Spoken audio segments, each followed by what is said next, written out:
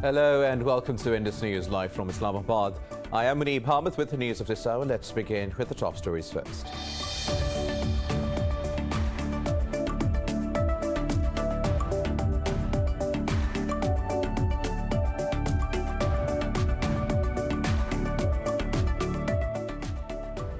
Pakistan's Prime Minister Imran Khan says it is unfortunate that India has rebuffed Islamabad's efforts for peace. Addressing the inaugural ceremony of Pakistan's first ever Islamabad Security Dialogue, Imran Khan said if India gives the Kashmiris their rights, then the whole region will change, benefiting both the countries. The Prime Minister also launched an advisory portal for the National Security Division, which will engage think tanks and academia in policy making.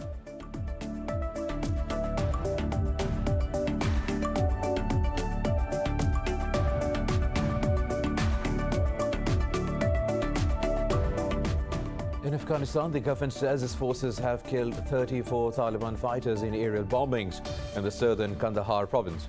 The Defense Ministry said the Air Force targeted the Taliban in Arghandab, Panjwai, Zehrai and Spin Boldak districts of the province. Condemning the bombing, the Taliban called it a violation of the Doha peace agreement. The group said it reserves right to retaliate and foreign forces will be responsible for the action.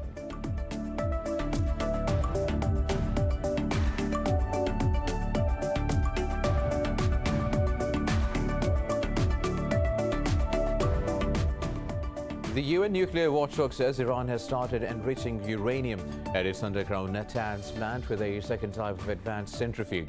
In a report, International Atomic Energy Agency said Iran is using thousands of centrifuges installed in 3 types of advanced cascades to enrich uranium up to 5%.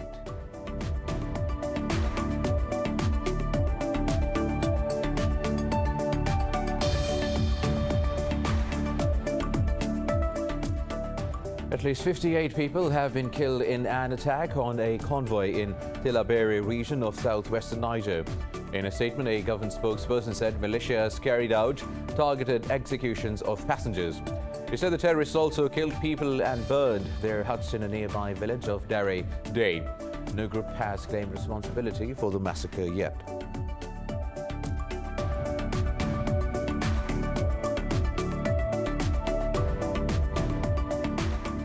In Brazil, the number of daily COVID-19 fatalities has hit another new high, with 2,841 people dead overnight. England has reported 2 cases of a new variant first reported in the Philippines. Meanwhile, Pakistan has registered over 2,300 new cases and 61 deaths overnight as its toll tops 13,600. Globally, the virus has claimed over 2.6 million lives and infected more than 120 million people so far.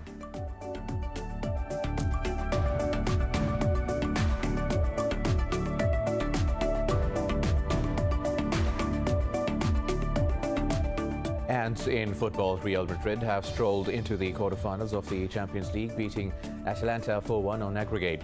They comfortably beat Atalanta 3-1 at home in their second leg of the knockout stage to qualify for the final 8 for the first time since 2018.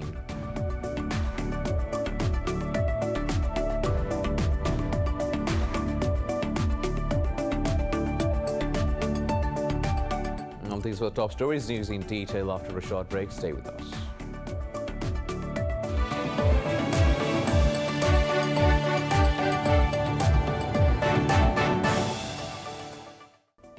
Welcome back. Now let's have the news in detail. We'll start from Pakistan, where Prime Minister Imran Khan says it is unfortunate that India has rebuffed Islamabad's efforts for peace.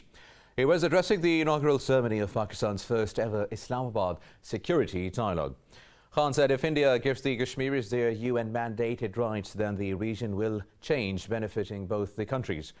He said Pakistan has always tried to resolve the Kashmir issue through dialogue. The Premier said good relations with neighbours in the region are paramount for national security.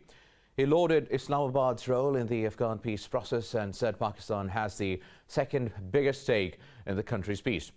The Premier also pointed to the issue of climate change and said that it is also in the paradigm of national security. The Prime Minister also launched an advisory portal for the National Security Division. It will engage think tanks and academia in policy making.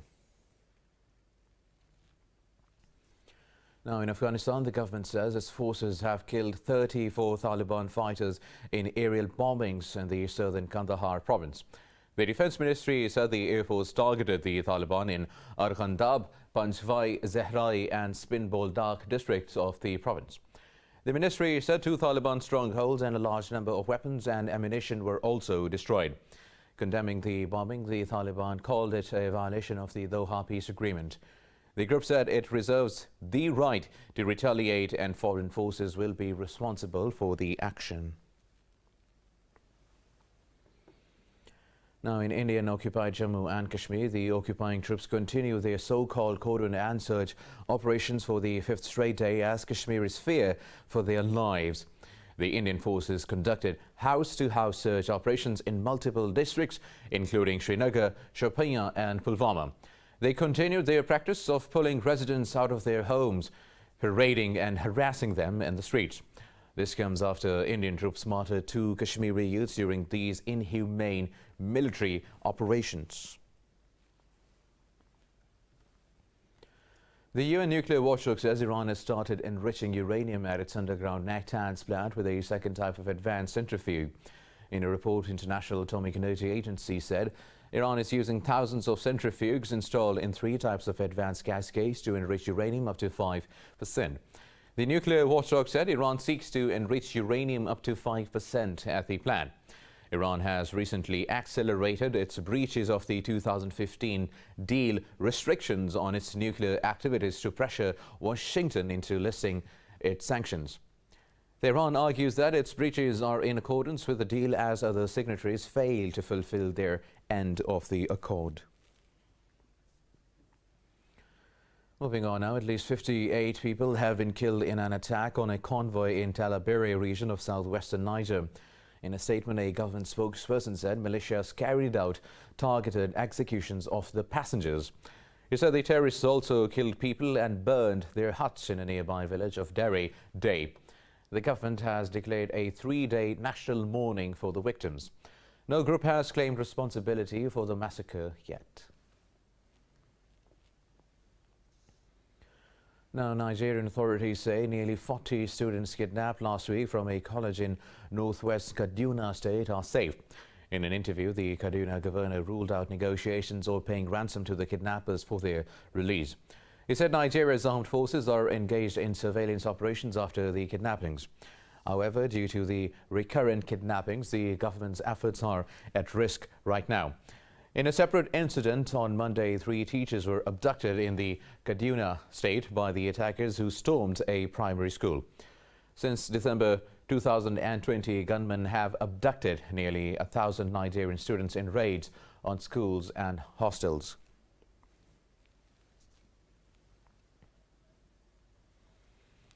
Now, Syrian army says its air defenses have intercepted Israeli missiles on the outskirts of the capital, Damascus. It said Israel launched the attack from the direction of the occupied Golan Heights to target the Syrian military assets. The army said the strikes only caused material damage. This comes as the world marks the 10th anniversary of the uprising in Syria that led to a devastating conflict. Also, Israeli forces have wounded 11 Palestinians in a raid on a town in the northern outskirts of occupied East Jerusalem. In a statement, Palestine Red Crescent Society said the Israeli army stormed the town of Kafr Akab. It said a military bulldozer barged in after demolishing the wall surrounding the town. The Red Crescent said the troops used rubber bullets and tear gas against innocent Palestinian youths. Meanwhile, the US has called on the international community to designate Lebanon's Hezbollah as a terrorist organization. Now, this comes shortly after a delegation from the group met with Russia's foreign minister in Moscow.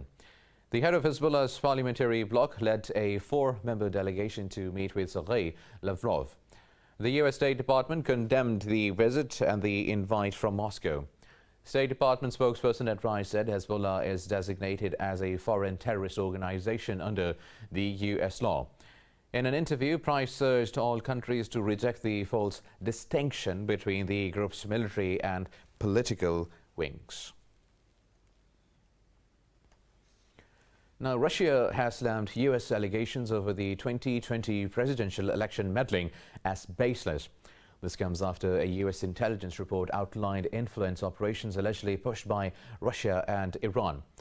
In a statement, Russian embassy in the US said the report is solely based on the confidence of the intelligence services of their self-righteousness. The embassy said it provided no facts or specific evidence of such claims. It accused the US of seeking to besmirch Russia's image and of blaming others for its own problems. The US report said while Moscow sought to boost Trump's chances of victory, Iran carried out an influence campaign to weaken Trump. Now, the United States has responded to the warning by North Korea, saying it will always maintain its ability to defend itself. This comes after the sister of North Korean leader Kim Yo-jong cautioned Washington against causing a stink if it wants peace. Addressing the Senate Armed Services Committee, Air Force General Glenn Van Herk said Pyongyang's considerably larger and presumably more capable ballistic missiles have further increased the threat to the United States. Van Herk noted that North Korean regime has released itself from a moratorium on testing over a year ago. He warned Pyongyang may begin flight testing and improve ballistic missile design in the near future. Meanwhile, the White House says Washington's focus is North Korean policy, which will be on diplomacy and denuclearization. Myanmar's most powerful group of Buddhist monks has called on the military to end violence against the protesters. It accused the armed minority of torture and killing innocent civilians since last month's coup. The state Sangha Mahanayaka committee plans to release a final statement after consulting the Religious Affairs Minister on Thursday. This comes as thousands of residents fled Yangon's industrial suburb after dozens were killed over the weekend. Elsewhere, France says the European Union will approve sanctions against coup perpetrators next week. More than 180 protesters have been killed as security forces try to crush a wave of demonstrations. Now, in Brazil, the number of daily COVID-19 fatalities has hit another new high with 2,841 people dead. England has reported 2 cases of a new variant first reported in the Philippines. Globally, the virus has claimed over 2.6 million lives and infected 120 million people. Details in this report.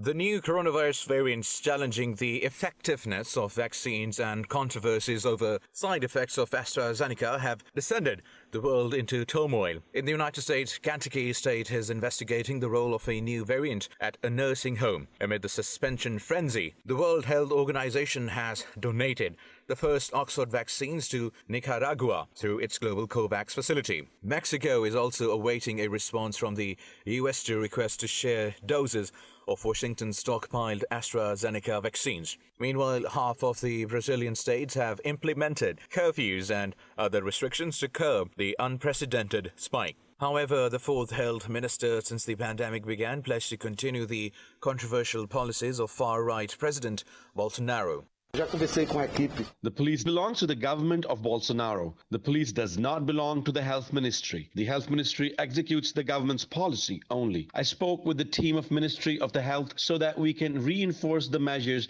that are already being put into practice throughout Brazil and bring new contributions always based on the best scientific evidence.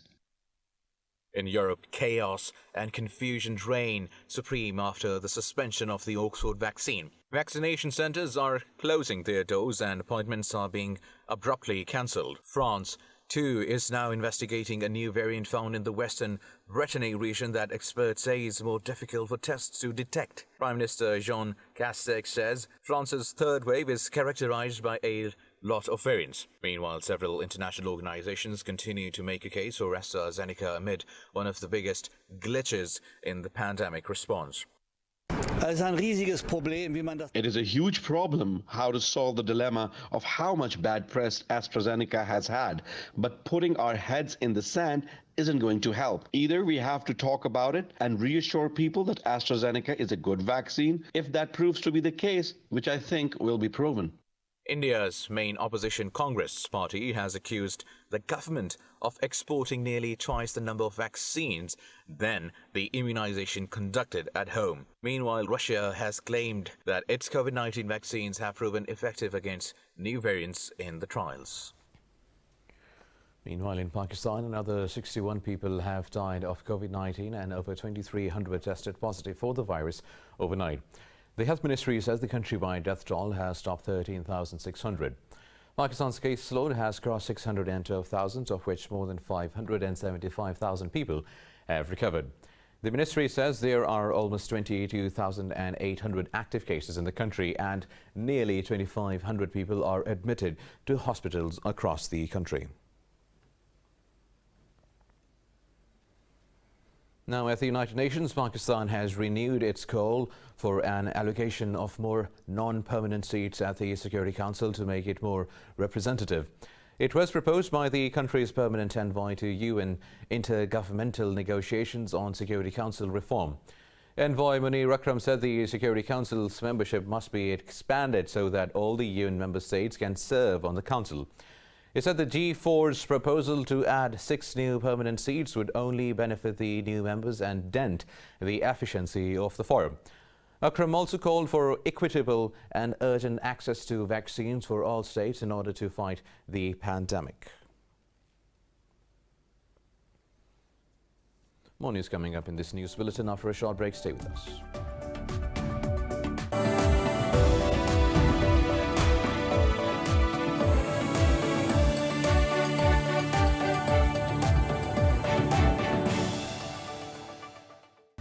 Welcome back. Now moving on with the news stories.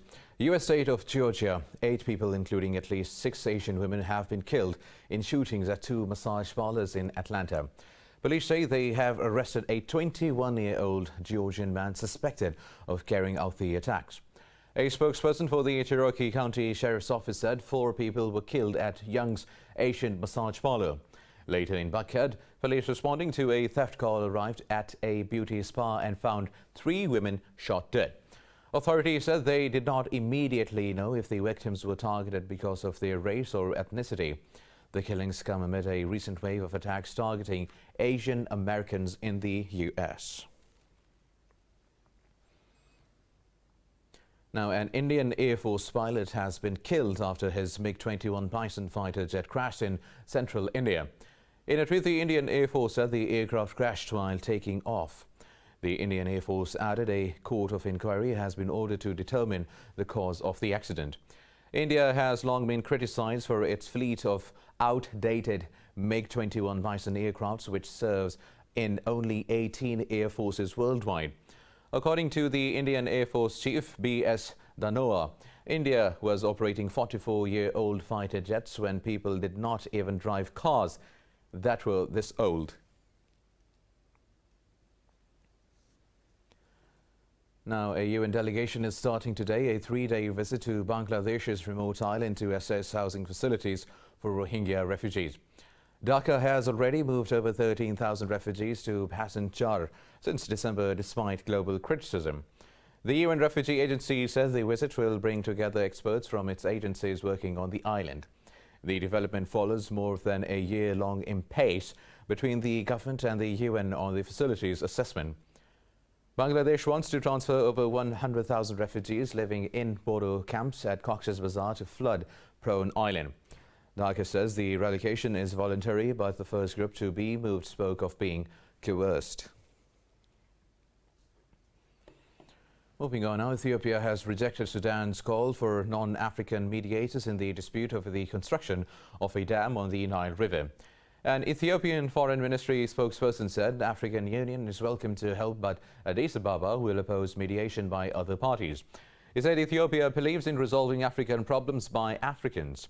He added trilateral talks among Ethiopia, Sudan and Egypt should be concluded between the 3 countries. Earlier, Sudan requested the Arab Union, United Nations, European Union and the United States on forming a quadripartite mechanism for mediation. Now, British Prime Minister Boris Johnson has unveiled plans to increase the United Kingdom's stockpile of nuclear weapons. Speaking in the Parliament on the government's release of integrated review of foreign and defence policies for 2030, he said the country will shift its focus on Asia as part of a foreign policy overhaul. Details in this report. Following its exit from the European Union, Britain is exercising its options more independently, ranging from trade to countering risks. Prime Minister Boris Johnson said the country is facing new technological threats and will compete against the states with opposing values. He said the UK will do more on the systemic challenge of China. Britain will remain unswervingly committed to NATO and preserving peace and security in Europe. And from this secure basis, we will seek out friends and partners wherever they can be found, building a coalition for openness and innovation, and engaging more deeply in the Indo-Pacific. Following Johnson's announcement, the overall cap on the country's number of nuclear warheads will now increase to 260 by the middle of the decade. The number was due to drop to 180 under the previous plans. Hinting to strengthen cybersecurity, Johnson said Britain will deploy more armed forces overseas. The first outcome of the integrated review was the government's decision to invest an extra £24 billion in defence, allowing the wholesale modernisation of our armed forces and taking forward the renewal of our nuclear deterrent. Experts and campaigners believe the British government's decision violates international law. Director of the Nuclear Information Project, Hans Christensen, describes the UK announcement as deeply disappointing. Moreover, Iran's Foreign Minister Javad Zarif has also called the UK's move as utter hypocrisy, as Britain earlier showed concern over Tehran's nuclear ambitions. Now in Germany, Angela Merkel's party has hit its lowest popularity level in years as anger grows over coronavirus management. The Forza poll showed party dropped 4 percentage points in a week to 29%. This is the lowest level since the start of the pandemic in Germany and follows historic defeats in 2 regional votes. The Greens gained 3 points to surge to 21%, while the other main parties stayed unchanged.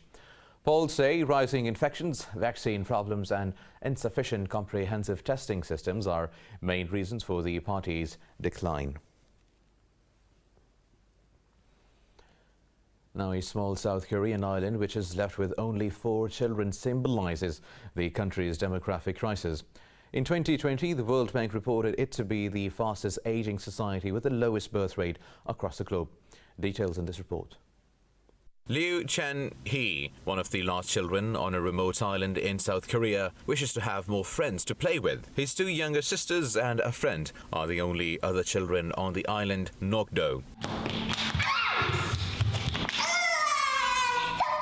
The once vibrant small fishing village on the island is now on the verge of becoming depopulated. It is left with only 100 residents, most of which are elderly people.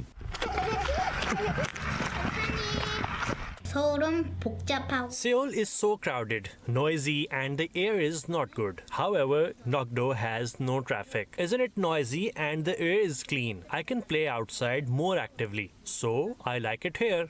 After South Korea's economic boom in the 1970s, as more and more women entered the workforce, family planning campaigns became very active, sharply declining the nation's birth rate. It would be an empty island if the number continues to decrease. It saddens me. I want to protect Nokdo, but it's depressing to see fewer and fewer people here. According to the World Bank, South Korea's fertility rate dropped to a mere 0.84 in 2020 from 4.5 in 1970. The Bank of Korea expects the nation will overtake Japan as the oldest society in the world before 2045.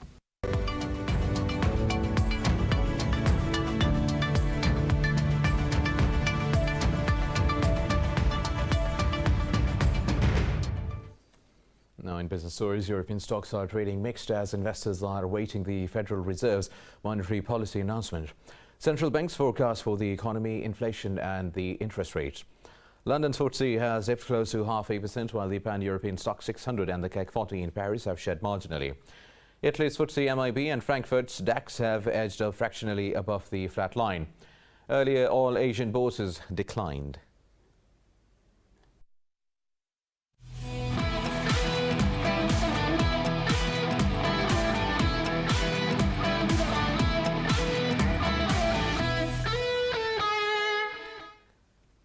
Now in football, Real Madrid have strolled into the quarterfinals of the Champions League, beating Atalanta 4-1 on aggregate. They comfortably beat Atalanta 3-1 at home in their second leg of the knockout stage to qualify for the final 8 for the first time since 2018. Karim Benzema drove Real into the lead in the 34th minute, netting his 6th goal in 5 games. Skipper Sergio Ramos and substitute Marco Asensio further capitalised to seal the win for the 13-time European champion. Meanwhile, Manchester City marched into the quarterfinals for the 4th straight season. Pep Guardiola's side defeated Borussia Mönchengladbach 2-0 in the second leg to complete their 4-0 aggregate win. A draw on Friday will determine the quarterfinal contests. In tennis world, number 5 Stefanos Tsitsipas has eased into the second round of the Mexican Open in Acapulco.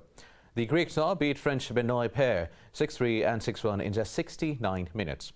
Tsitsipas will now face the big serving American John Isner on Thursday. In another contest, Italian qualifier Lorenzo Musetti defeated Argentina's Diego Schwartzman in the first round. Musetti secured a 6-3, 2-6 and 6-4 win over the 9th-ranked Schwartzman in the stunning success. Meanwhile, Milos Raonic went down 13 aces as he dominated American Tommy Paul 7-6 and 6-4. Well, with that, we come to the end of this news bulletin. For the latest updates, you can follow us on social media at Indus.News.